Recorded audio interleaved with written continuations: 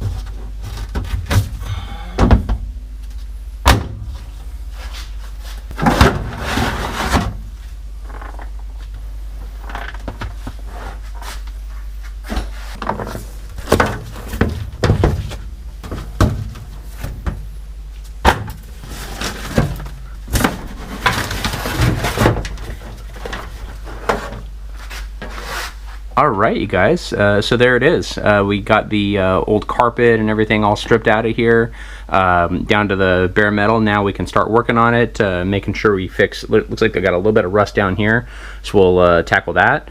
And we'll get it all ready here to go for the next part of this here. Alright guys, so that is where we're going to end part one of the series right here for our sound deadener installation and the Mustang here. Hope you guys enjoyed the video. If you did, please like it and give it a thumbs up and subscribe to the channel. It really helps out. And we'll pick up back next week and continuing to get the car ready and get the sound deadener installed. Thanks.